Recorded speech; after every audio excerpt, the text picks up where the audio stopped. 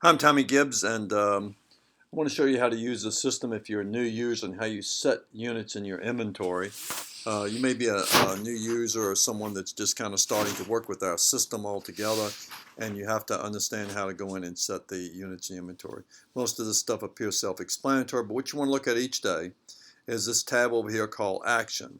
And I've got two stores in this little group here, so if you had more than one store, you could see all the dealers of the one store. We're going to look at the one store.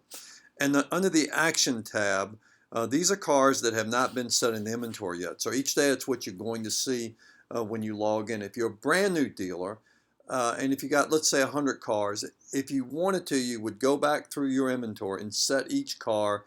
And with a 100-car inventory, it might take you an hour, maybe an hour and 15 minutes max. It's probably worth the time to do it. You don't have to when you first start, but it would be wise to, and you would need to have someone do this that obviously knows the inventory pretty darn well. But as you look through the inventory here, you're going to have these units that you need to set. So here's a unit here, and we can tell it hasn't been set in the inventory because there's no source listed and no status, and the default is at 60. So if you're really setting your inventory, all your cars are not going to have 60 here. So all you have to do is you click on the unit, and it pulls the information up on the unit.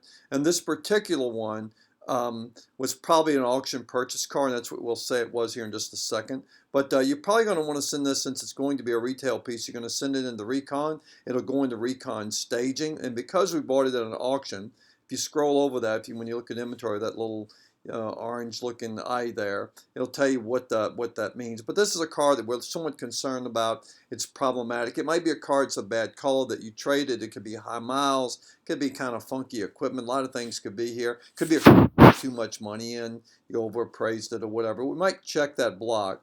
And then we're going to tell the source. Where did it come from? Was it a trade-in? Was it a custom acquisition? A car you bought from a customer, no doubt. Is it an auction purchase car, an ex-loaner car, a lease return, a rental car? If you were to click on rental car, by the way, it would give you some drop-down boxes to pick the rental car company you bought it from, such as Enterprise. But since this is an auction purchase car, we're going to click that, and now it's going to ask us for the auction site. So the auction site that this car came from, I'm going to say is Odessa. You can actually add other auction sites by going up here to your dealer admin button and go down and hit add sites, and you can add auction sites to it if you've got some other ones that you might go to.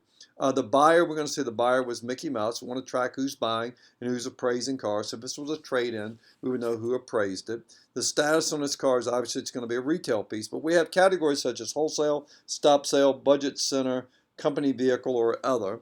Company vehicle might be like a parts truck or something in there. If you have a budget center, you'd send that as a stop sale because of an airbag, you'd put it there. If it's a car you're going to wholesale, you might put it there. But we're going to say it's a retail piece. And because it was bought in an auction and we more than likely overpaid for it, we're only going to give it a 45-day life cycle. The default, as you could see, was set at 60. And over here, you might want to put any notes that you want to. You don't have to use this, but if you wanted to put a note like paid too much, just to kind of remind yourself of what's going on with the vehicle. So you click update, and when you update it, that car is now going to leave that category, this button here. It's going to leave that, and it's going to go over into your regular inventory. And there it is right there, the car we just added. You'll notice that it has this orange icon here with a wrench and a half of a car staring at you.